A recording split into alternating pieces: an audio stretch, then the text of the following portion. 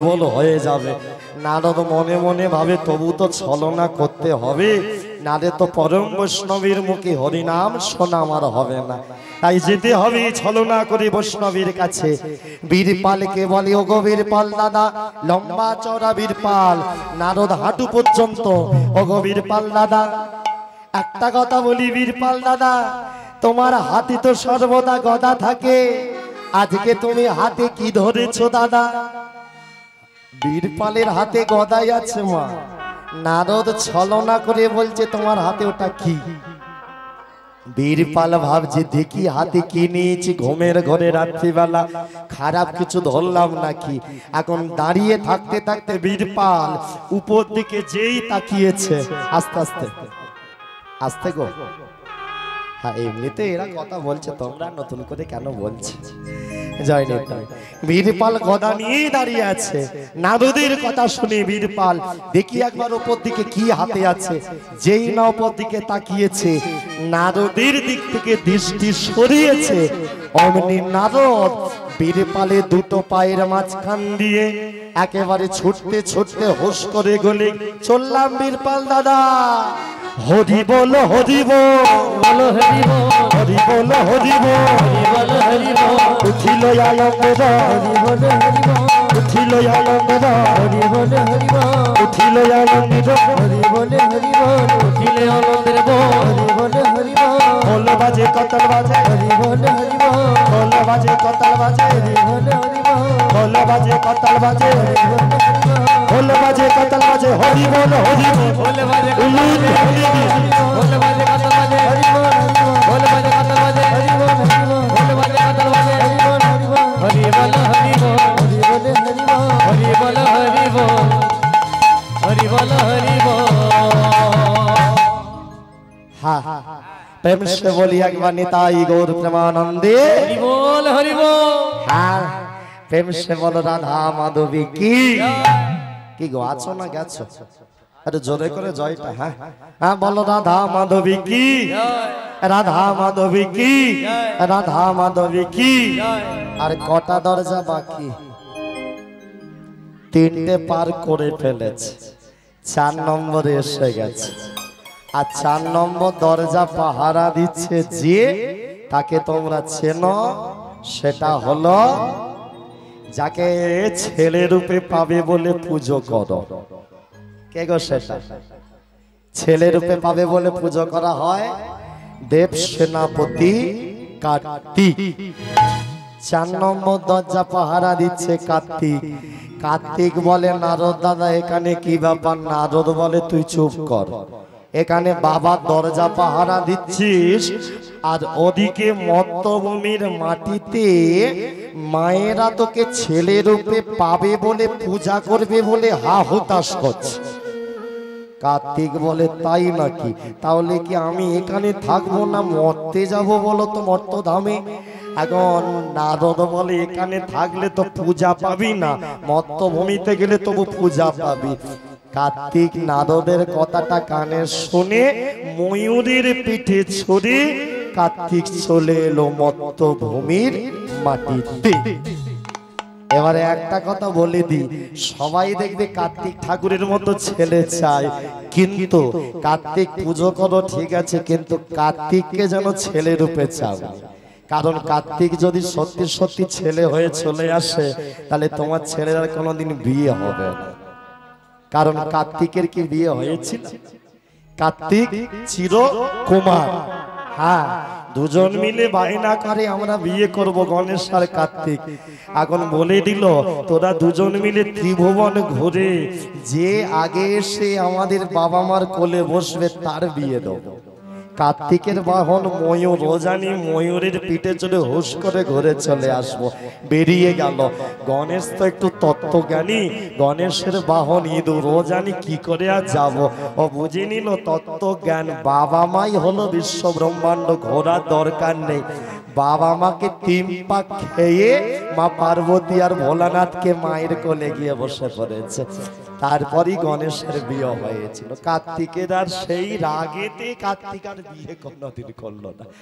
তবে কার্তিক চলে এলো মর্তভূমির মাটিতে, তারপরের কার্তিক সংক্রান্তি থেকে শুরু হয়ে গেল কার্তিক পূজা।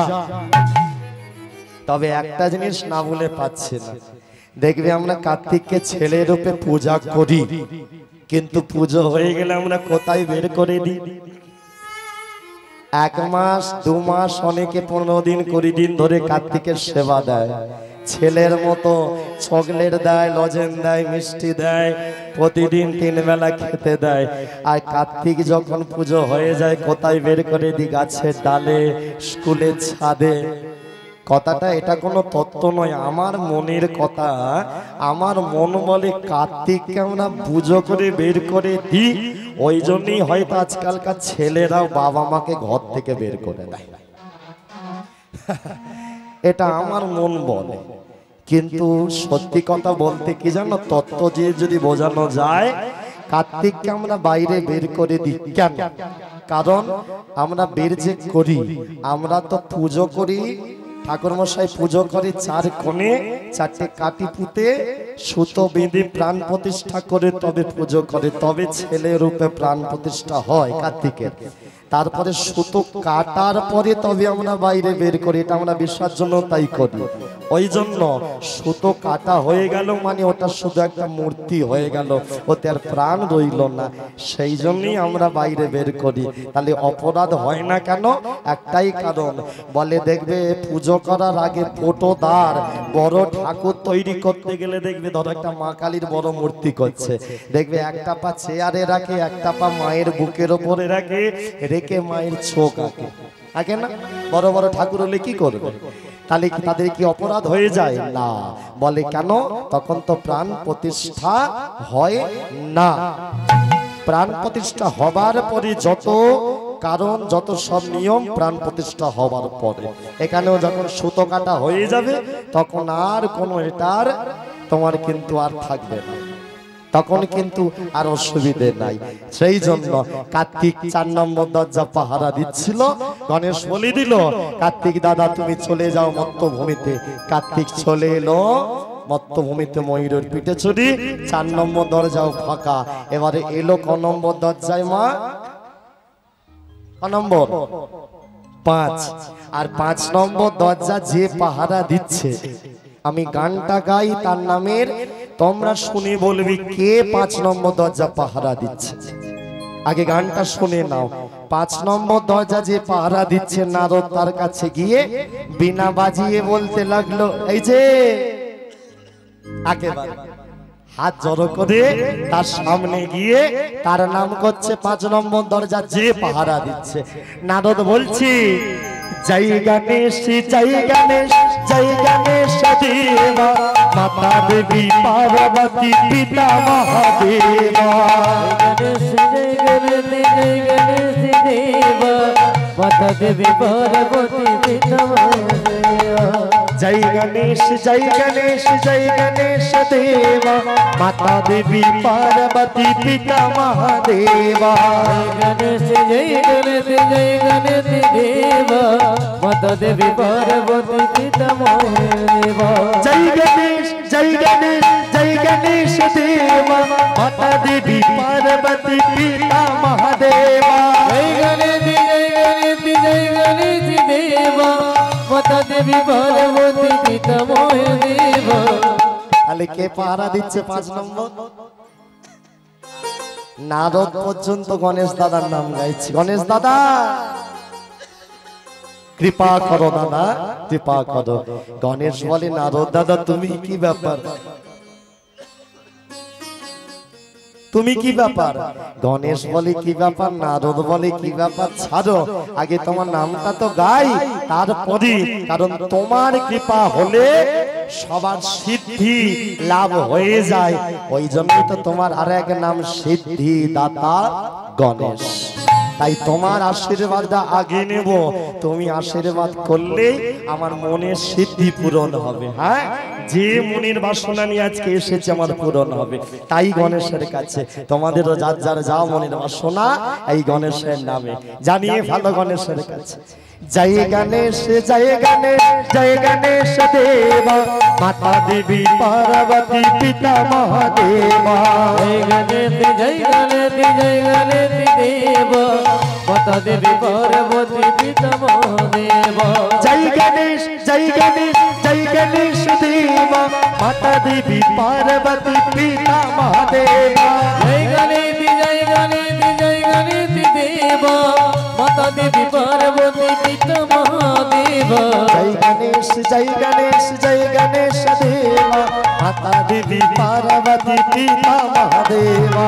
জয় গণেশ জয় গণেশ দেবা, মাতা দেবী পার্বতী পিতা মহাদেবা। জয় গণেশ জয় গণেশ জয় গণেশ দেবা, মাতা দেবী পার্বতী পিতা মহাদেবা। মাতা দেবী পার্বতী পিতা মহাদেবা। মাতা দেবী পার্বতী পিতা মহাদেবা। মাতা দেবী পার্বতী পিতা মহাদেবা। बोलिए सिद्धि दाता गणपति गणेश महाराज की, बोलिए गणेश बाबा जी की, गणेश ठाकुर की। নারদ গণেশের সামনে দাঁড়ালো, আর গণেশের সামনে দাঁড়িয়েই নারদের মনে পড়ে গেল গণেশের হাতির মাথা হবার তত্ত্ব। গণেশ চুপটি করে দাঁড়িয়ে আছে। নারদ গণেশের কাছে গিয়ে গণেশ দাদার হাত দুটো ধরে বলে, গণেশ দাদা, আমি জানি জীবনে তোমার অনেক কষ্ট। গণেশ বলে, নারদ কি আমার কষ্ট? আমার কোনো কষ্ট নাই। নারদ বলে, আমি জানি সেদিন তোমার সাথে কি হয়েছিল। গণেশের জন্ম যখন হয়েছিল, গণেশকে দেখতে ছিল একেবারে হুবহু শ্রী বিষ্ণু নারায়ণের মতো। গণেশ একবার বদ্রিকাশ্রমে গণেশ তপস্যা করছিল, আর সেই বদ্রিকাশ্রমে তপস্যা করতে গিয়েছিল দেবী তুলসী।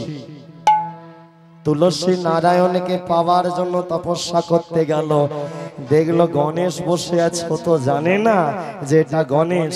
ভাবলো এই বুঝি আমার স্বামী নারায়ণ। গণেশকে নারায়ণ মনে করে, স্বামী মনে করে তুলসী দেবী প্রণাম করে বলে, প্রণাম স্বামী। গণেশের ধ্যান ভাঙল। গণেশ বলে দিল, হে তুলসী, তুমি না জেনে আমাকে স্বামী বললে। শুনে রাখো, তোমার এই কথার জন্য আমার তপস্যা ভঙ্গ হলো। আমি তোমাকে অভিশাপ দেব, তুমি বৃক্ষ রূপী মত্ত ভূমিতে চলে যাবে। তুলসী বৃক্ষ রূপ ধারণ করলো, আর গণেশকে তুলসী বলে দিল, ওগো গণেশ বাবু, হে গণেশ দেব, গণেশ ঠাকুর, শোনো, তোমার বদন এত সুন্দর নারায়ণের মতো দেখতে। ভুলটা তো আমার নয়, ভুলটা তোমার বদনে। তোমাকে দেখতে নারায়ণের মতো, আমি কি করব? ওই জন্য তোমাকে আমি স্বামী রূপে প্রণাম করেছি। কিন্তু যে বদন দিকে আমার ভুল হলো, আমি তোমাকে অভিশাপ দিলাম, এই সুন্দর বদন তোমার থাকবে না, তোমার পশু বদন হয়ে যাবে।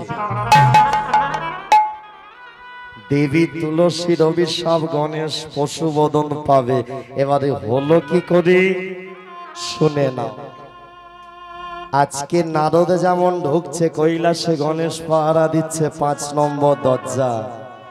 গণেশ একবার মায়ের দরজা পাহারা দিচ্ছিল, মা দুর্গার। মা দুর্গা বলেছিল, গণেশ তুই দরজাটা পাহারা দে, আমি ভিতরে যাব, আমি বিবস্ত হয়ে স্নান করব, তুই যেন কোনো পুরুষ মানুষকে ভিতরে ঢুকতে দিবি না।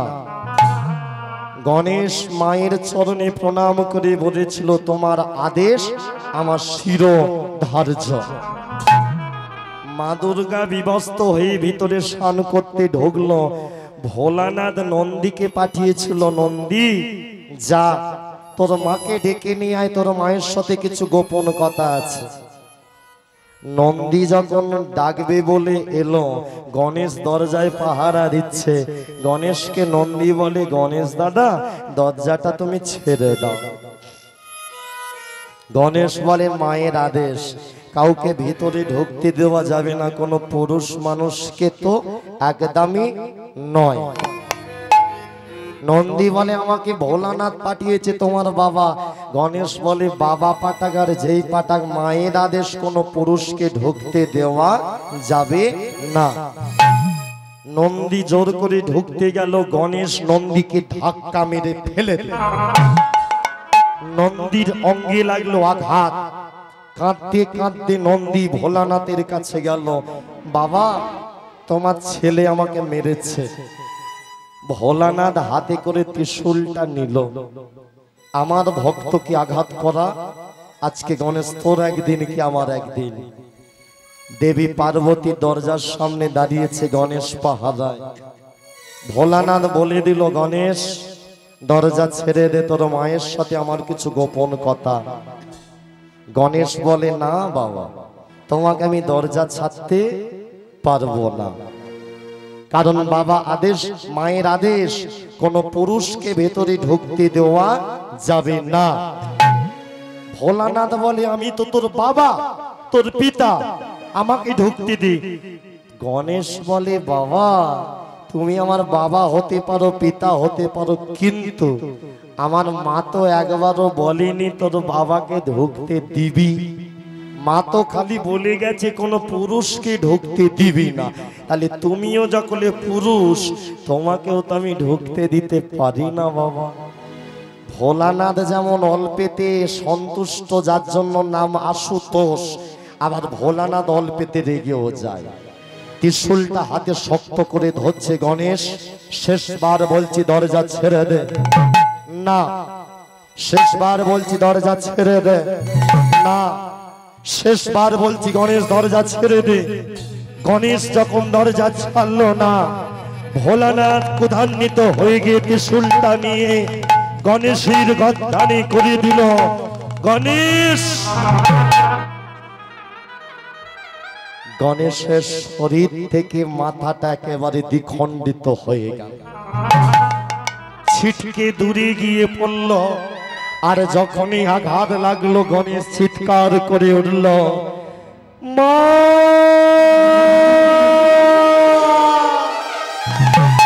ওগো মা!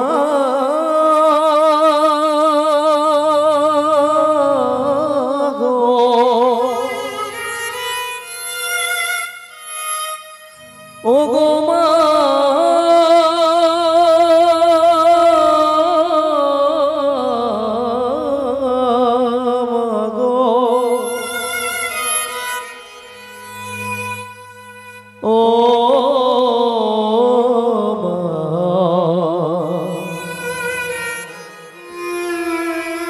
ওগো মা গো!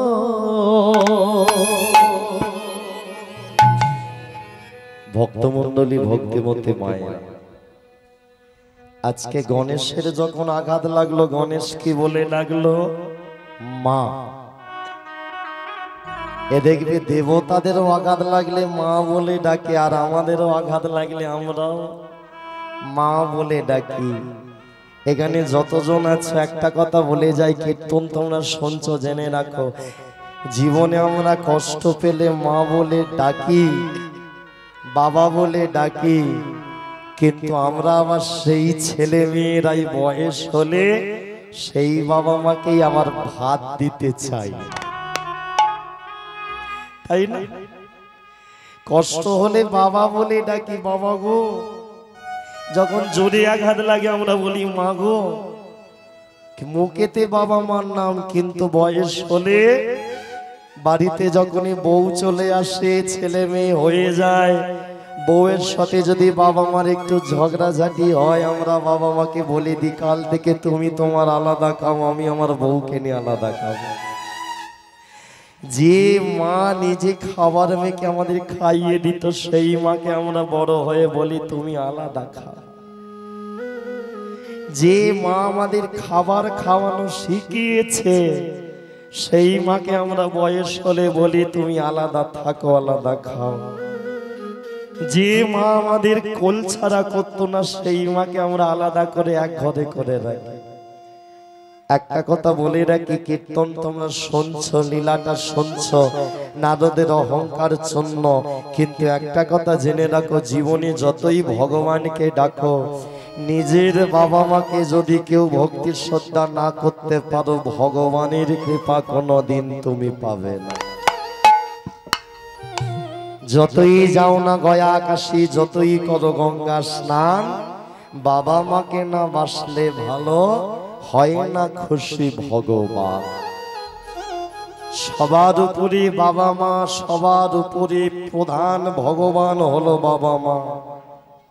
আমি নিজে আজকে এখানে হরিনাম গাইছি, আমি নিজে এটা মুখ ফুটে বলে দিই, আমি নিজে কোনোদিন ভগবানকে দেখতে পাইনি আজও পর্যন্ত। আমি যখন গানে বেরোই, আমি একজন ভগবানকে দেখতে পাই, আমার গাড়ি ধরে দাঁড়িয়ে থাকে আমার মা। আমি যখন রাত্রিবেলা বাড়ি যাই, আমাকে একজন ভগবান জিজ্ঞাসা করে কিরে খেয়েছিস, সেটা আমার মা। তাই জীবনে প্রথম প্রণাম যদি কাউকে করার হয়, সেটা করো আগে নিজের বাবা মা। কারণ এই জগতে বাবা মার ঊর্ধ্বে কিন্তু কেউ নয়, সবার উপরে বাবা মা, তার উপরে আসতে মা, তার উপরে অন্য কেউ না। কিন্তু যে সমাজে আমরা বাস করছি, যে দিনে আমরা বাস করছি, কথাটা শুনতে হয়তো খারাপ, একেবারে বাস্তব কথা। দেখবে একটা মা তিনটে চারটে ছেলেকে মানুষ করে, কিন্তু তিনটে চারটে ছেলে মিলে একটা মাকে দেখাশোনা করতে পারে না। এ বলে মা তুমি দাদার কাছে থাকো, ও বলে তুমি ভাইয়ের কাছে থাকো, এই করে মা যেন ফুটবলের মতো এ মাথা মাথা করে। কিন্তু ছোটবেলায় মা কত ভালোবেসেছে। এখানে যারা বসে আছো, বাবা হওয়া, যারা বাবা হই আমরা, তবু তো ভালোবাসা দেখাই না। মায়েরা ভালোবাসা দেখায়, জীবনে মায়ের থেকে বড় আর কেউ নয়। মা হওয়া তো ছেলে খেলা কথা নয়। 10 মাস 10 দিন গর্ভে ধারণ করে তবে মা হওয়া, কত কষ্ট করে একটা ছেলে জন্ম দেয়া। এখানে যারা যারা মা হয়েছো, বলতে আমার দ্বিধা নেই, একটুখানি বলি। আমার নিজের বাড়িতে আমার স্ত্রী বর্তমানে গর্ভবতী, 7 মাসে 7 দিলাম, কদিন আগে 7 হলো। আমি যখন বাড়ি যাই, আমি দেখি সারা রাত, মাঝে মাঝে সারা রাত বিছানাতে বসে সারা রাত কাটিয়ে দেয়, ঘুমাতে পারে না। মাঝে মাঝে কত যন্ত্রণা শরীরের। আমি ওর দিকে তাকাই, আর সকাল হলে নিচে এসে আমার মায়ের পা দুটো ধরে আমি কাঁদি। আমি মায়ের দিকে তাকিয়ে বলি, মা এত কষ্ট করে তাহলে তুমি আমারও জন্ম দিয়েছিলে? এত কষ্ট করে জন্ম, আমি স্ত্রীকে বলি, হ্যাঁ গো, এত কষ্ট করে জন্ম দিচ্ছ সন্তানের, সে যদি বড় হয়ে ভাত না দেয় কেমন কষ্ট হয় বলো তো। কথাটা ভাবার বিষয়। আমরা নিজেরা যখন বাড়ির ছেলে হই, বউ হই, তখন ভাবি না। যখন নিজেরা আমরা বাবা মা হয়ে যাই, তখন আমরা ভাবি আমার ছেলে আমাকে ভাত দিচ্ছে না, কত কষ্ট। কিন্তু আমরা যেমন করব তেমনটাই তো আমাদের ছেলেদের থেকে আমরা পাবো মা। ওই জন্য আমি বলি, হরিনাম তোমরা শুনছো, ভগবানের কৃপা তোমরা পাবে। জীবনে আগে নিজের বাবা মার সেবা করো, জীবনে আগে নিজের বাবা মাকে প্রণাম করো, তারপরে অন্য কাউকে। গণেশের আজকে যখনই গদ্দানে লেগেছি, মাথাটা কেটে যাওয়ার মুহূর্তে ওই চিৎকার করে মা দুর্গাকে ডেকেছে। ভোলানাথ মেরে দিয়ে চলে গেছে, মা দুর্গা কিছুক্ষণ বাদে পার্বতী বেরিয়েছে। বাইরে এসে দেখে গণেশ বিভক্ত হয়ে পড়ে আছে, দ্বিখণ্ডিত হয়ে। ছুটে গিয়ে গণেশের মৃতদেহটা কোলে তুলে নিয়েছে। গণেশের দেহটা কোলে তুলে নিয়ে মা দুর্গা চোখের জলে কাঁদতে কাঁদতে, কে আমার ছেলেটার এমন অবস্থা কে করলো? আমার ছেলেটা কার ক্ষতি করেছে? এই বিশ্ব ব্রহ্মাণ্ড আমি রাখবো না, সব তছনছ করে দেব, সব ধ্বংস করে দেব। আমার ছেলে মরে গেল, আমি কাউকে জ্যান্ত রাখবো না, সব আমি প্রলয় করে দেব। মা দুর্গা গণেশকে কোলে নিয়ে তাণ্ডব শুরু করলো, প্রলয় শুরু করলো, চারিদিকে প্রলয় উঠল। ভগবান মা দুর্গার কাছে সামনে এসে শান্ত করতে লাগলো, হে পার্বতী শান্ত হও, শান্ত হও, হে মা জননী, হে মা জননী শান্ত হও, শান্ত হও, হে মা জননী, শান্ত হও, শান্ত হও, হে মা জননী, শান্ত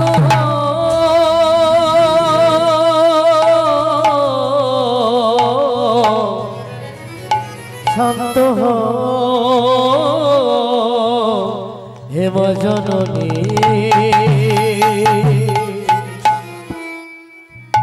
ভগবান বলে মা শান্ত হও, মা দুর্গা পার্বতী বলে কি করে শান্ত হব, ছেলে চলে গেল।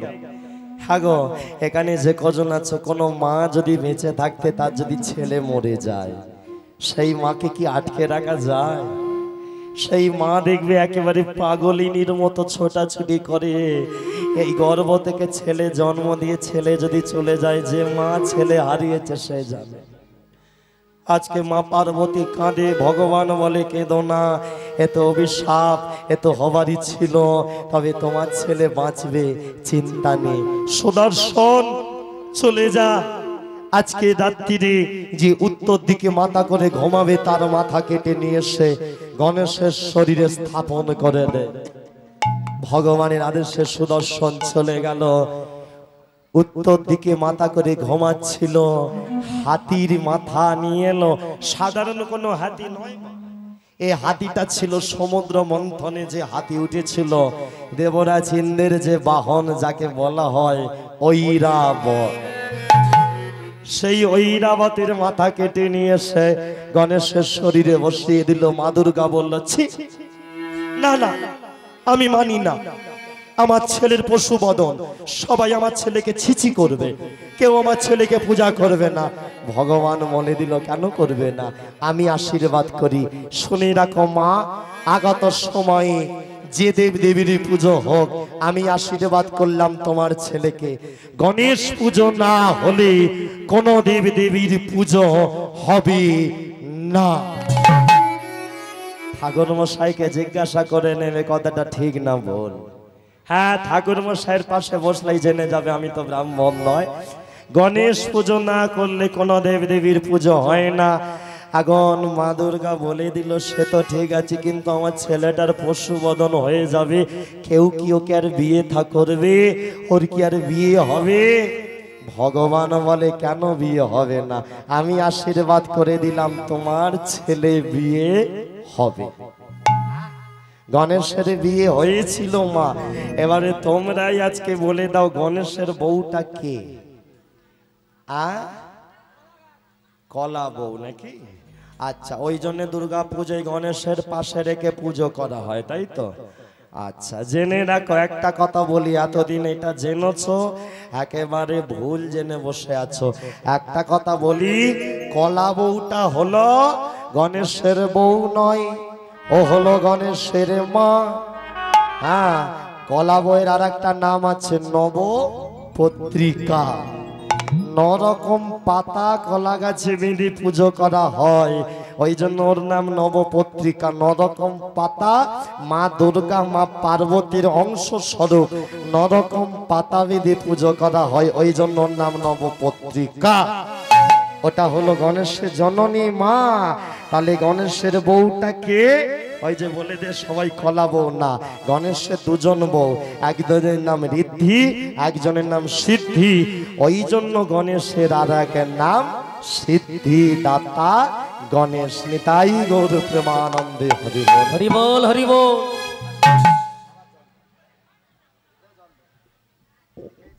এতক্ষণ শিবতত্ত্ব বিষয় চলছে।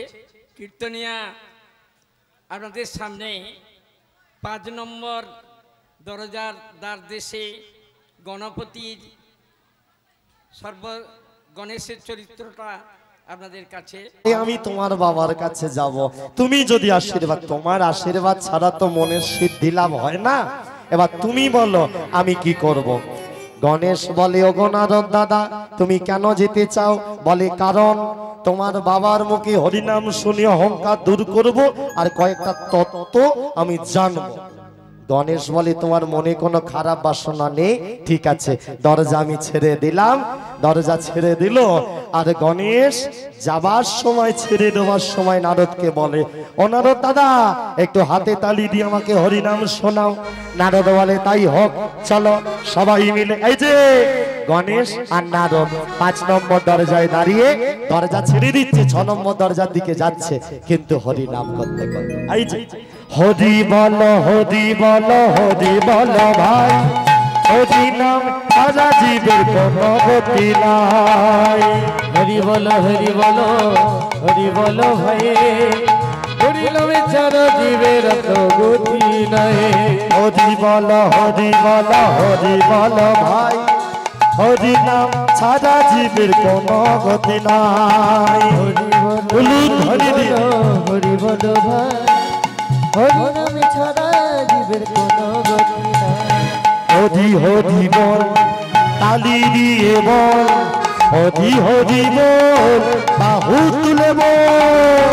হরি হরি বল, বাহু তোলে বল, হরি হরি বল, তালি দিয়ে বল। হরি হরি বল, তালি দিয়ে বল, হরি হরি বল, বাহু তুলে বল। হরি হরি বল, বাহু তোলে বল, হরি হরি বল, তালি দিয়ে বল। হরি বলো, হরি বলো, হরি বলো ভাই, হরি নাম ছাড়া জীবের কোনো গতি নাই। হরি বলো, হরি বলো, হরি বলো ভাই, হরি নামে জানো জীবের অন্য গতি নাই। হরি বলো, হরি বলো, হরি বলো ভাই, হরি নামে ছাড়া জীবের অন্য গতি নাই।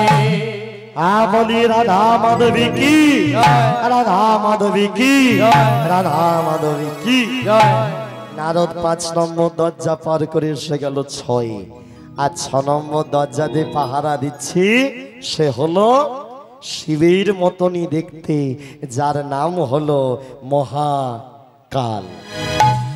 6 নম্বর দরজায় মহাকাল বলে দিল, নারদ, আমার কাছে কিছু তোকে বলতেও হবে না, কিছু করতেও হবে না, দরজা আমি তোকে এমনি ছেড়ে দেবো। কিন্তু একটা কথা বলে রাখি, 7 নম্বর দরজা, শেষ দরজা যে পাহারা দিচ্ছে, তার কাছে কোনো ছলনা চলে না, তার কাছে কোনো কৌশল চলে না, কারণ সে নিজে ছলনাময়ী, সে নিজে মহামায়া, যোগ মায়া,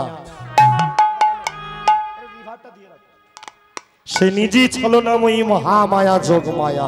ও মায়েরা, এই জায়গাটা শুনে নাও, তারপরে লীলাটা শেষ হবে, দাঁড়িয়ে সবাই উঠে নাচবে। যারা যাওয়ার সব চলে গেছে। হ্যাঁ, সেবার জন্যই তো কীর্তনটার আয়োজন। কীর্তন শোনার জন্য সেবার আগে হতো কি, কীর্তন শোনার জন্য সেবার আয়োজন। এখন উল্টে গেছে, এখন সেবা যাতে লোক করতে এসে কিছু একটা শুনতে পাই, যার জন্য কীর্তনের আয়োজন। এখন শুধু তোমাদের এই গৌরাঙ্গ গ্রামে না, গোটা পশ্চিম পূর্ব গোটা মেদিনীপুর তাই হয়ে গেছে। সেবা না থাকলে কীর্তন শোনার কাউকে পাবে না।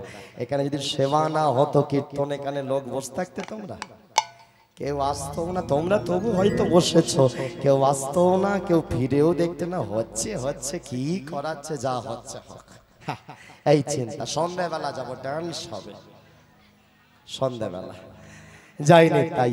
ও মায়েরা, 6 নম্বর দরজায় মহাকাল দরজা ছেড়ে দিল। এই মহাকাল মা কালীর চরণ তলে রয়েছে। আজকে মহাকাল বলে, আমি তো রয়েছি মায়ের চরণে।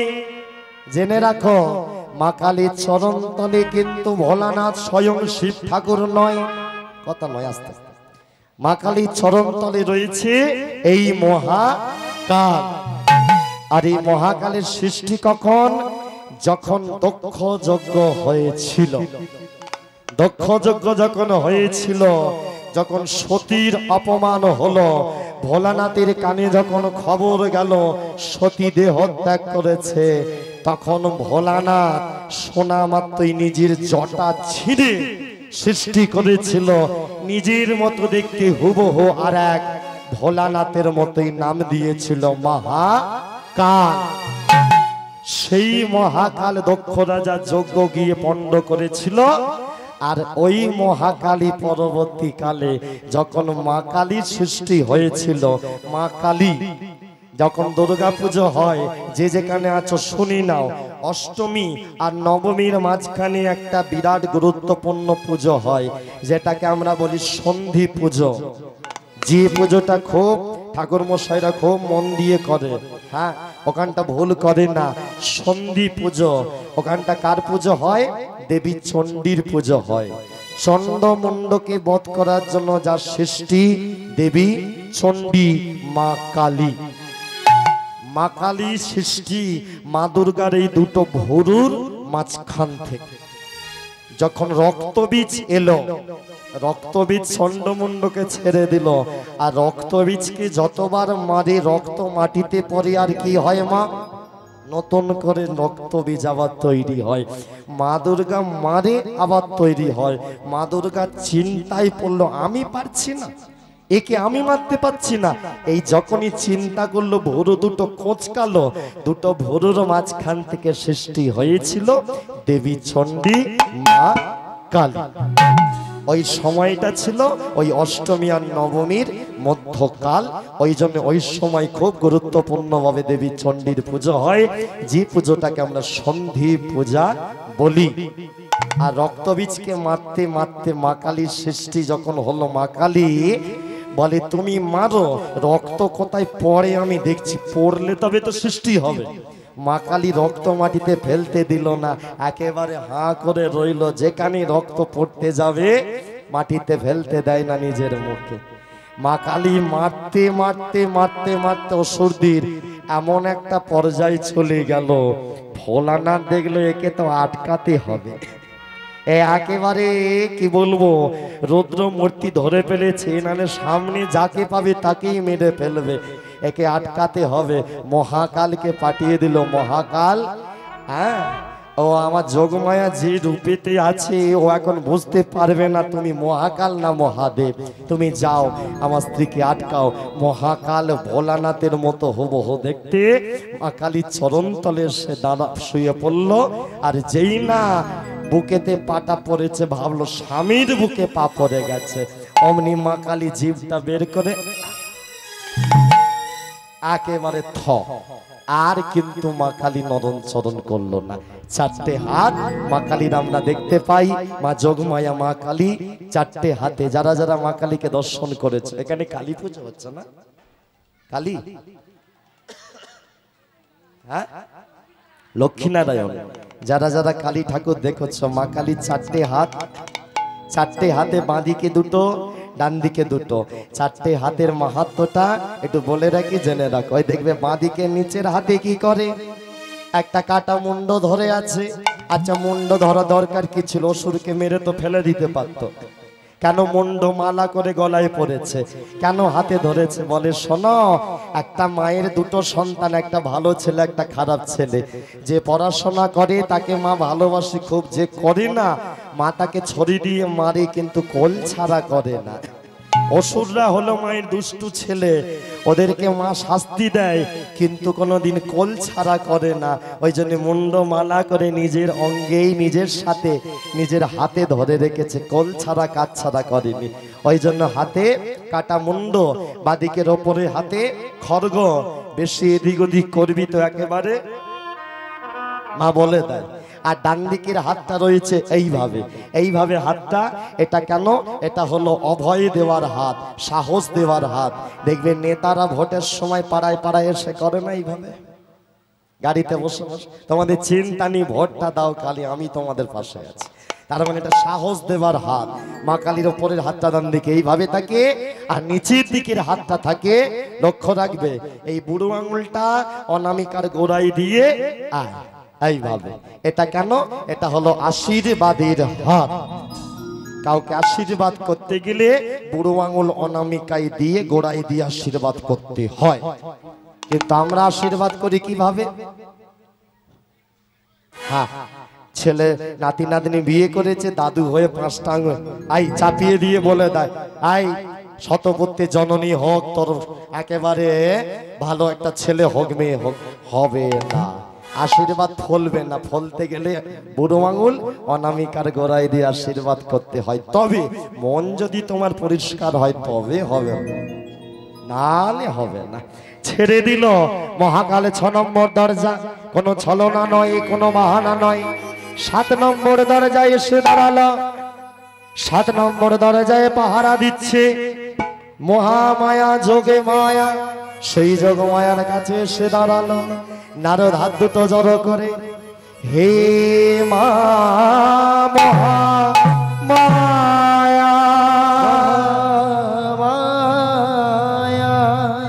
হে মা যোগে মায়া,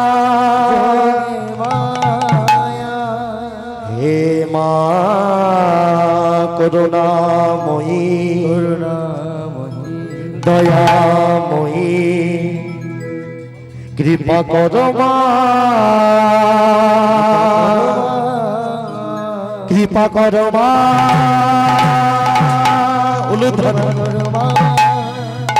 কৃপা করো মা, কৃপা করো,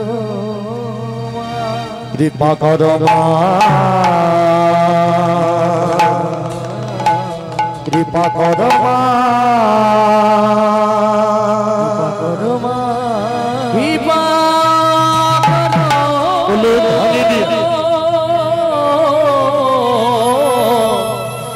কৃপা করো।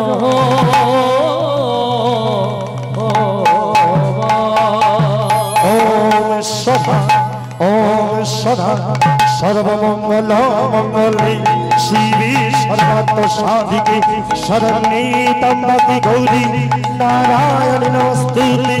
জয়ন্তি মঙ্গলকালী ভদ্রকালী কপালিনী দুর্গা শিব সমাধাত্রী নারায়ণী নমস্তুতে। ইয়া দেবী সর্বভূতেষু যোগমায়া রূপেণ সংস্থিতা। নমঃ তস্मै, নমঃ তস্मै, নমঃ তস্मै নমো নমঃ। ইয়া দেবী সর্বভূতেষু পাতাল ভৈরবী রূপেণ সংস্থিতা। নমঃ তস্मै, নমঃ তস্मै, নমঃ তস্मै নমো নমঃ। ইয়া দেবী সর্বভূতেষু কালী রূপেণ সংস্থিতা। নমঃ তস্मै, নমঃ তস্मै, নমঃ তস্मै নমো নমঃ। ইয়া দেবী সর্বভূতেষু জগদ্ধাত্রী রূপেণ সংস্থিতা। नमः तस्मै, नमः तस्मै, नमः तस्मै नमो नमः। या देवी सर्वभूतेषु दुर्गा रूपेण संस्थिता। नमः तस्मै, नमः तस्मै, नमः तस्मै नमो नमः। या देवी सर्वभूतेषु कात्यायनी रूपेण संस्थिता। नमः तस्मै, नमः तस्मै, नमः तस्मै नमो नमः। या देवी सर्वभूतेषु कात्यायनी रूपे संस्थिता। नमो तस्मै, नमो तस्मै, नमो तस्मै नमो नमः। नमो तस्मै, नमो तस्मै, नमो तस्मै नमो नमः। মা দেখা দাও, মা দেখা দাও। নারদ মা কালীর সামনে দাঁড়িয়ে, মা যার জন্য মদ ভেবে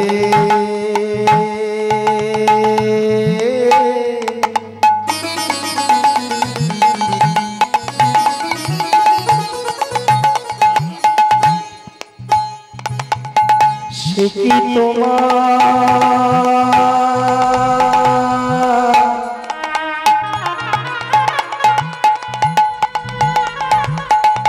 সঙ্গে যাবে?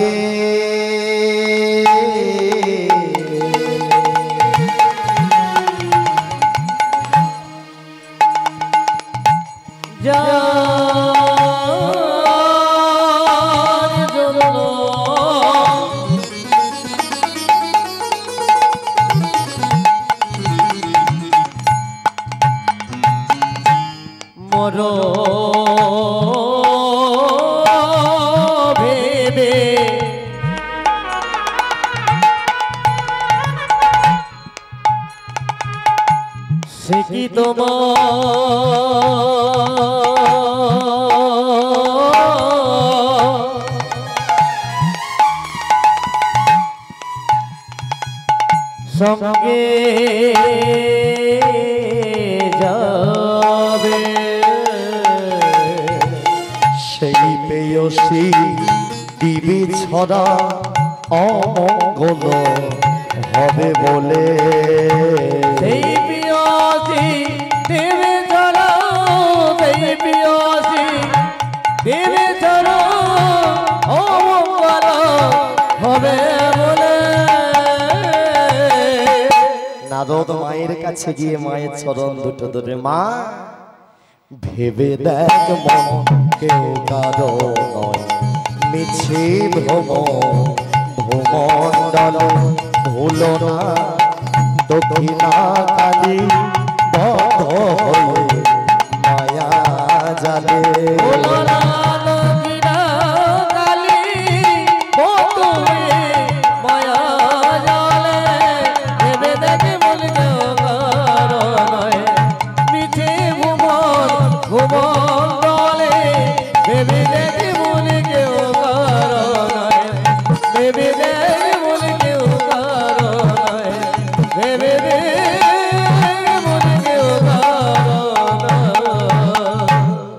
নারদ মা কালী মা যোগমায়া চরণ দুটো জড়িয়ে ধরে মা কৃপা করে দরজাটা ছেড়ে দাও না তোমার স্বামীর মুখে হরিনাম শুনে আমার হৃদয়ের অহংকার দূর করব।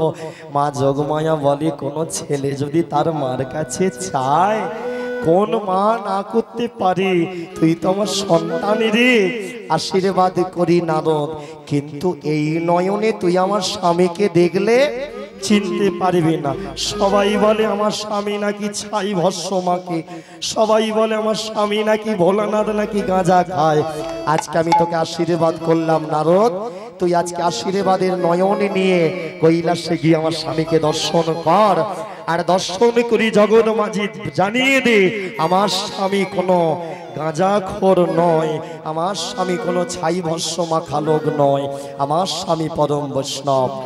মা যোগমায় আশীর্বাদ করলো নারদকে নারদকে 7 নম্বর দরজা ছেড়ে দিল কৈলাসে ভিতরে ঢুকলো নারদ ভিতরে ঢুকে শিব চতুর্দশী দিনে নারদ দেখতে পাচ্ছে ভোলানাথের দিকে তাকিয়ে তাকানো মাত্রই নারদ চমকে সবাই বলে বাবা ভোলানাথ নাকি ছাই মাখে সবাই বলে ভোলানাথ নাকি গাঁজা খায় কোথায় নারদ দর্শন করে নয়ন ভরে সর্বঙ্গে লেখা আছে মধুর কৃষ্ণ সর্বঙ্গে লেখা আছে মধুর হরে কৃষ্ণ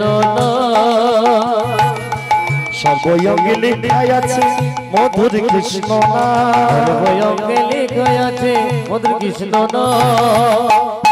সারা অঙ্গে ছাই নয় হরি নাম লেখা আমরা ছাইয়ের চোখ দিয়ে ছাই দেখতে পাই আর বলে শিব নাকি গাঁজা খায় না নারদ দেখে ভোলানাথ কি করছে মুখেতে হরি নাম করছে আর দেখবে কেউ যখন বেশি কথা বলে তার মুখ দিয়ে একটা ফেনা হয় গেঁজা বেরোয় সেই গেঁজাটা মাটিতে পড়েছে নারদ দেখে ভোলানাথ সেই নামের গেঁজা যেহেতু নাম করতে করতে গেঁজাটা পড়েছে সেই গেঁজা তুলে নিয়ে খেয়ে নিল নারদ দেখছে সবাই বলে বাবা নাকি কলকে গাঁজা খাইয়ে তো ভুল সদা শিবিকা হিচে মধুর হরিনা সদা শিব গাইছে মধুর হরিনা সদা শিব গাইছে মধুর হরিনা সদা শিব গাইছে মধুর হরিনা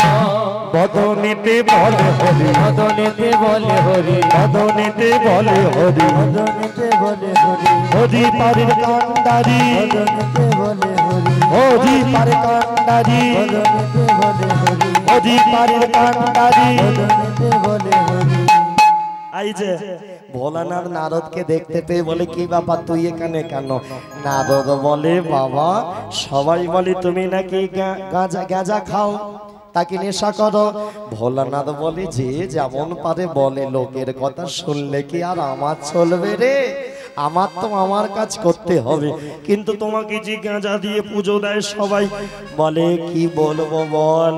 আরে বাবা, কোন শাস্তে তো আমি বলে দিইনি আমাকে গাঁজা দিতে হবে। কোলকে শিবরাত্রি দিনে সব দিয়েছিলেন না? হ্যাঁ, কোলকে নিয়ে বেশ করে আবার তাতে মশলা ঢুকিয়ে বাবার চরণে মন্দিরে গিয়ে দেয়। খবরদার দেবেন, বাবা কোনোদিন কৃপা করবেন। বাবা গাঁজা খায় না, বাবা খেয়েছিল গাঁজা। ওই যে নিচে যেটা মুখের ফেনা, ওই গাঁজা হয়ে পড়েছিল, ওই গাঁজা যেটা নেশা করে গাঁজা আমরা খাবো বলে বাবার নাম করে চালিয়ে বসে আছে, নিজেদের জন্য বাবার নামে বদনাম করছে। নারদ বলে তুমি এত ভালো পরম বৈষ্ণব, তাহলে তুমি তো বৈষ্ণব, তাহলে আমার প্রশ্ন বাবা তোমার কাছে। বলে কি তোর প্রশ্ন নারদ? ও বাবা, এই যে বলো বলো তুমি প্রভু তুমি মহেশ্বর, বলো বলো তুমি প্রভু তুমি মহেশ্বর, বলো বলো তুমি প্রভু তুমি মহেশ্বর, বলো বলো তুমি প্রভু তুমি মহেশ্বর। তোমার হাতে ত্রিশূল কেন বৃষের উপর ভর, তোমার হাতে ত্রিশূল কেন বৃষের উপর ভর। তুমি যদি বৈষ্ণব তোমার হাতে ত্রিশূল কেন? বলে ওরে নারদ, এটা ত্রিশূল ভগবান আমাকে তিনটে শক্তি দিয়েছে, আদি দৈবিক, আদি ভৌতিক, আধ্যাত্মিক। আমার মধ্যে তিনটে শক্তি আছে, যার জন্য ত্রিশক্তির অধিকারী রূপে আমি হাতে ত্রিশূল লইছি। এটা দিয়ে কাউকে মারার জন্য নয় রে বাবা, আমি পরম কি মারার জন্য নয়। তুমি তাহলে ছেলেকে মেরেছিলে? বলে নারদ ভুল করছিস, আমি তো মারি নাই। তুলসীর অভিশাপটা পূর্ণ করার দায়িত্ব ভগবান যদি আমাকে দেয়, আমি কি করব বল? নারদ বলে তাহলে তুমি কোনো ঝোড় ঝামেলায় থাকো না। বলে ওইটাই তো আমি বোঝাতে পারি না কাউকে, যে আমি ভোলা না, আমি ভোলা, আমি সিধে সাদা লোক, আমি কোনো ঝামেলায় থাকতে চাই না, কিন্তু ভগবান খালি আমাকে এগিয়ে দেয়। হ্যাঁ, সেবারে ত্রিপুরাসুরকে মারার সময় তো গয়াসুরের বাবা ত্রিপুরাসুর, তাকেও মারার সময় বলে ভোলানাথ তুমি যাও। আচ্ছা বলতো নারদ, আমার কি ভালো লাগে? আমি হরি নাম ছাড়া কিছু বুঝি না, আমাকে খালি বলে তুমি যুদ্ধ করতে যাও। বলে আমি যাই, এখন ভুল করে কাকে মেরে দিই বুঝতেও পারি না, নালে নিজের ছেলের গায়ে কেউ ত্রিশূল চালায় বল। নারদ বলে ও তুমি তার মানে ভগবানের দাস। বলে এটা ঠিক বলেছিস, তাহলে আমার হাতে ত্রিশূল, আমি তিনটে শক্তির অধিকারী। বলে সে তো বুঝলাম, তাহলে তোমার হাতে ত্রিশূল কেন বৃষের উপর ভর? বৈষ্ণব যদি হবে ষাঁড় কেন নিয়েছ? বলে এই ষাঁড় বলবি না, ওটা হলো স্বয়ং শ্রী হরি। হ্যাঁ, ভোলানাথের মন্দিরে আগে থাকে ষাঁড়, আগে ষাঁড়ের মাথায় জল ঢালতে হয়, তারপরে ভোলানাথের মাথায় জল ঢালতে হয়। কেন? ভোলানাথ বলেছিল হে ভগবান, আমি তোমাকে ছেড়ে একা মত্তভূমিতে যাব না। ভগবান বলে তাহলে কি করবে? বলে তুমি আমার সঙ্গে থাকবে, এমন কিছু করো। বলে তাই হবে, আমি ষাঁড় হয়ে তোমার সাথে সর্বদা থাকবো। ব্যাস হয়ে গেল। হরি সামনে আর হর ভিতরে। আগে হরির মাথায় জল ঢালতে হয়, তারপরে হরের মাথায় জল ঢালতে হয়। হরি হর একই আত্মা। বলে ও বুঝলাম, ওই জন্য ষাঁড়। তাহলে আরো প্রশ্ন আছে, তুমি যদি বৈষ্ণব হবে, সব দেবতার দুটি আঁখি তোমার ত্রিনয়ন কেন? দেবতার দুটি আঁখি তোমার ত্রিনয়ন কেন? দেবতার দুটি আঁখি তোমার ত্রিনয়ন কেন? দেবতার দুটি আঁখি তোমার ত্রিনয়ন কেন? সব দেবতা দুটো করে চোখ, তোমার কেন তিনটে চোখ? ভোলানাথ বলে আমার একা তিনটে নয় নারদ, আমার গিন্নিরও তিনটে চোখ। মা দুর্গা বলে আমার গিন্নিরও তিনটে। বলে তোমরা স্বামী স্ত্রী কেন তিনটে করে চোখ নিয়েছ? আমাদের বেলায় দুটো, আর তোমরা দুজনে পেয়েছ তিনটে কেন? বলে ওরে নারদ, ছোটবেলায় পড়াশোনা করেছিস মনে নেই? একে চন্দ্র, একটা চাঁদ, দুইয়ে পক্ষ, দুটো পক্ষ কৃষ্ণ পক্ষ শুক্লা পক্ষ, তিনে নেত্র, নেত্র মানে চোখ। তাহলে মাস্টার পড়লো তিন নেত্র মানে তিনটে চোখ। পেলাম আমরা কটা? কটা পেয়েছ? কটা করে গো বলবে তো?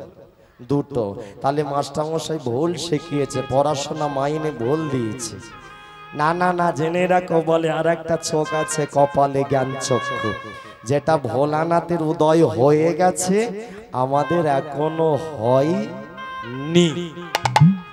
ভোলানাথ নাম করে করে উদয় হয়ে গেছে, আমাদের হবে কি না কোনো গ্যারেন্টি নেই। হ্যাঁ, আমরা তো খালি লোকের পিছনে কাটি করতে ব্যস্ত। হ্যাঁ, আমরা সব সময় কাটি করতে ব্যস্ত, যার জন্য ভগবান আমাদের জ্ঞান চক্ষু দেয়নি এখনো। ওই জন্যে তাহলে তোমার ডান চক্ষু বাম চক্ষু কপালেরটা এটা জ্ঞান চক্ষু নারদ বলে। বাবা আর একটা প্রশ্ন, কি বলো বাবা? কি কারণে নাম হলো দেবী পঞ্চানন? কারণে নাম হলো দেবী পঞ্চানন। কি কারণে নাম হলো দেবী পঞ্চানন? কারণে নাম হলো দেবী পঞ্চানন। কেন তোমার নাম পঞ্চানন? বলে নারদ কি বললি? পঞ্চানন বলে ভেঙে বল। নারদ বলে পঞ্চ, আনন বলে ওই তো হয়ে গেল। পঞ্চ মানে পাঁচ, আনন মানে মাথা, যার পাঁচটা মাথা সেই তো পঞ্চানন। নারদ বলে তোমার তো একটা মাথা। বলে না, তুই দেখতে পাবিনি, আমার আরো চারটে আছে, সেগুলোতে আমি শুধু ভগবানের নাম করি, আর একটা আমি লোককে দেখানোর জন্য রেখেছি। বাবা বাবা বাবা, খুব ভালো। তাহলে আমার শেষ তত্ত্বটা তুমি বলে দাও, তারপরে হরি নামটা আমার কানে দেবে, অহংকার দূর হবে। হ্যাঁ, এমনিতেই জল ঢেলে সব পালিয়ে গেছে, যায়নি তাই। বলো বাবা, তোমার মাথায় প্রথম কে জল ঢেলেছিল? ভোলানাথ বলে বলবো না, বাদ দেবো। নারদ বলে বলো না। বলে কাউকে বলবি না। নারদ বলে বলবো না। ভোলানাথ বলে শোন, এটা খুব গোপন কথা। আমার মাথায় প্রথম জল আমার কোনো বউরা ঢালেনি। আমার মাথায় প্রথম জল ঢেলেছিল আমার প্রথম পক্ষে স্ত্রী সতীর বোনেরা। প্রথম পক্ষে স্ত্রী সতীর বোন মানে আমার শালীরা প্রথম আমার মাথায় জল ঢেলেছিল। নারদ বলে তোমার বউকে গিয়ে বলে দেবো। বলে না রে, খবর খারাপ হয়ে যাবে। বলি কেন জল ঢালল? বলে আরে শুনে নাও, কেন জল ঢেলেছিল শিবের মাথায়। প্রথম জল ঢেলেছিল শিবের প্রথম পক্ষে 27টা শালী। যে 27টা শালীকে বিয়ে করেছিল আকাশের চাঁদ মামা।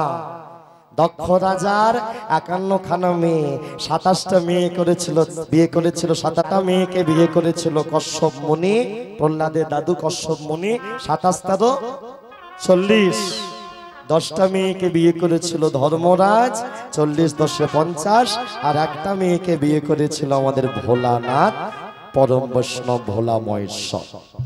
এখন চাঁদের স্বভাব চরিত্র ভালো ছিল না।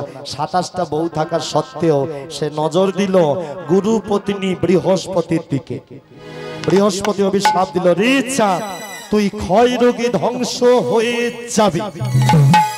আকাশে ছিল 16 কলা চাঁদ, এখন যেটা দেখতে পাও 16 কলা নয়, 15 কলা।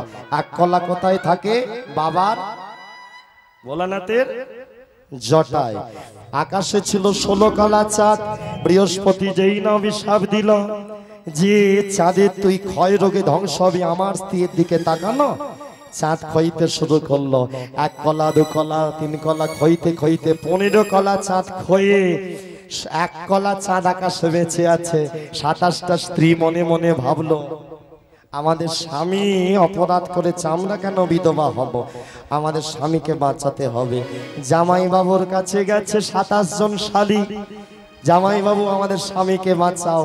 ভোলানাথ বলে ঠিক আছে, আকাশে যে 1 কলা আছে ওটা আমি আমার জটার মধ্যে লুকিয়ে রাখবো। তোরা বৃহস্পতির কাছে যাবি, জেনে আসবি কি করলে ক্ষয় রোগ ভালো হয়।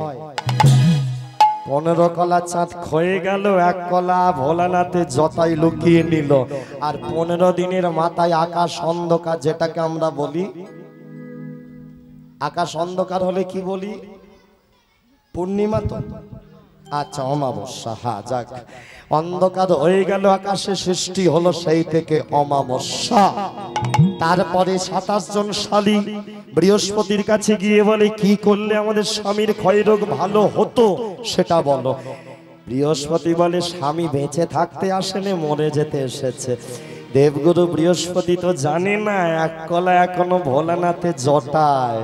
বৃহস্পতি জানে মরে গেছে। চাঁদ বলে তোরা যদি উপবাস করতে পারিস, চতুর্দশী পালন করতে পারিস, চতুর্দশী পালন করতে যদি পরম বৈষ্ণব ভোলানাথের মাথায় জল ঢালতে পারিস, ভোলানাথের কৃপায় ক্ষয় রোগ তাদের ভালো হয়ে যাবে।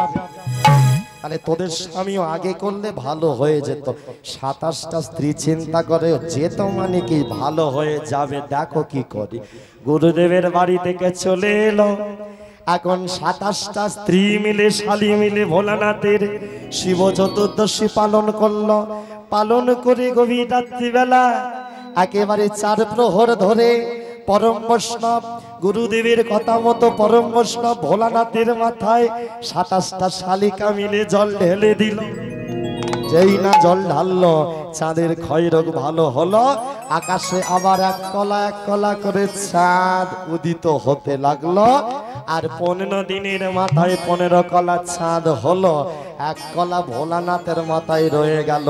15 কলা চাঁদ উদয় হলো। সেই থেকে সৃষ্টি হলো আমরা যেটাকে বলি চাঁদ 15 দিন হলে কি বলি মা, পূর্ণিমা। সেই থেকে অমাবস্যা পূর্ণিমা এখনো চলছে। আর এক কলা চাঁদ ভোলানাথের জটায় রয়ে গেল। আকাশে কিন্তু 16 কলা চাঁদ নয়, আমরা বলি পরিপূর্ণ চাঁদ না, ওটা 15 কলা চাঁদ। এক কলা চাঁদ পরম বৈষ্ণব ভোলানাথের জটায়। বাবা বাবা, যার জন্য 27টা শালী প্রথম জল ঢেলেছিল নিজের স্বামীকে বাঁচানোর জন্য। সেই থেকে রীতি পরম বৈষ্ণব ভোলানাথের মাথায় জল ঢাললে তাহলে জীবনে স্বামী ভালো থাকে। মেয়েরা ঢালে নিজের স্বামীকে ভালো করার জন্য, ছেলেরা কেন ঢালে? আমরা ছেলেরাও তো শিবরাত্রিতে জল ঢালি, এই চৈত্র মাসে শেষ হয়। গলায় দেখবে সন্ন্যাস নাই, উত্তরি পরে জল ঢালতে যায়। কেন? আমরা কার আশীর্বাদ চাই? জগৎ স্বামী যাতে আমাদের আশীর্বাদ করে।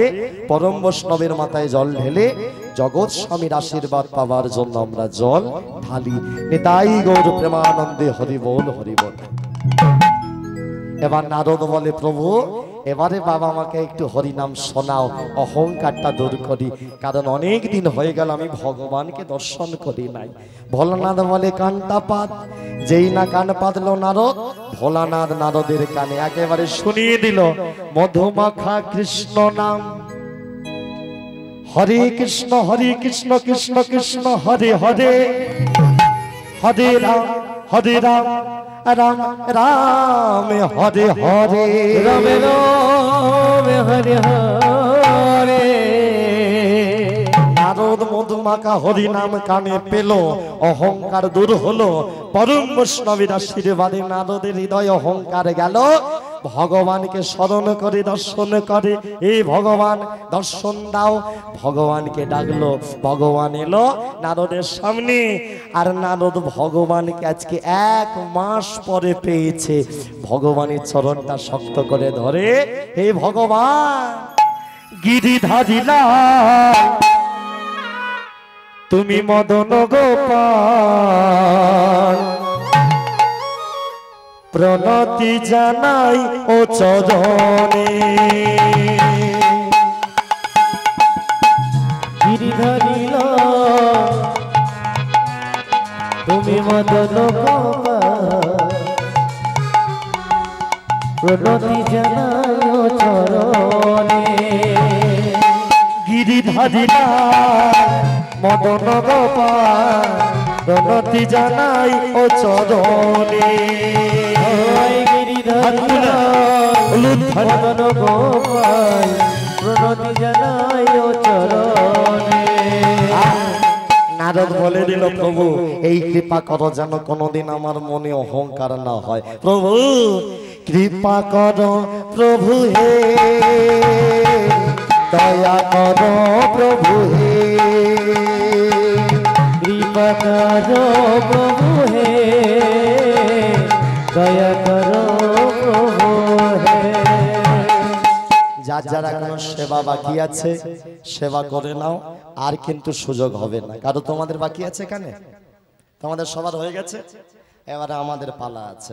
এই কি লীলাটা শেষ করলাম, এবারে দুটো ভজন গাইব, নাচবে, তারপরে আমার খিদে পাচ্ছে। প্রেম সে চলো। কৃপা করো প্রভু হে, দয়া করো প্রভু হে, কৃপা করো হে, দয়া করো প্রভু হে। ধারিলা মদন গোপাল দনতি জানাই ও চরণ উলু ধ্বনি দি উলু ধারিলা মদন গোপাল প্রণতি জানাই ও চরণে। ভগবানকে ডাকলো, ভগবান কৈলাসে এসে দাঁড়ালো। মাঝখানে ভগবান, একদিকে নারদ আর একদিকে দাঁড়ালো পরম বৈষ্ণব ভোলানাথ। ব্যাস তিনজন মিলে দাঁড়িয়েছে, ভগবানকে দর্শন করে দেখে। আহা হরি বল হরি বল হরি বল। মায়েরা, ভগবানকে দর্শন করে নারদের মনে যেমন আনন্দ, ভগবানকে দর্শন করে ভোলানাথের মনে আনন্দ। ওই ভগবান দর্শন করে দুই ভক্ত দুজন মিলে আমরা ভগবানকে পেয়ে ভগবানের নাম করতে চাই না, কিন্তু এরা দুজন পরম বৈষ্ণব ভোলানাথ দেবশ্রী নারদ এরা পর্যন্ত ভগবানের নাম করে। মাঝখানে ভগবানকে দাঁড় করিয়ে একদিকে ভোলানাথ একদিকে নারদ, দুজনই ভগবানের ভক্ত। তালি দিয়ে গাইতে শুরু করলাম। দেখো দেখো ভক্ত আর ভগবানের মিলন হল, মিলন হল গো মিলন হল।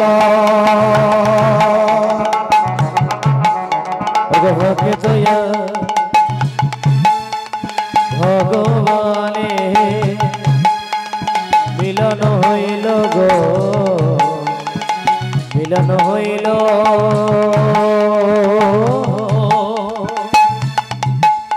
আজ মিলন হইল। চাঁদ বদনে চাঁদ বদনে চাঁদ বদনে সবাই মিলে হরি হরি বল গো হরি হরি বল। চাঁদ বদনে চাঁদ বদনে চাঁদ বদনে সবাই মিলে হরি হরি বল গো হরি হরি বল। রসভঙ্গ করলাম, অপরাধ মার্জনা করবেন। এই পূর্ব ঘোষিত অনুযায়ী প্রায় 1 কুইন্টালের বেশি বাতাসা হরিণুটের ব্যবস্থা রয়েছে। অতএব আপনারা কেউ হরিবাসর ছেড়ে চলে যাবেন না। কীর্তনিয়াকে অনুরোধ করছি আমাদের পূজা কমিটির পক্ষ থেকে, আর উনি যেন যেদিক দিয়ে হোক ভক্তদের আনন্দ দেওয়ার জন্য অন্তত আধা ঘন্টা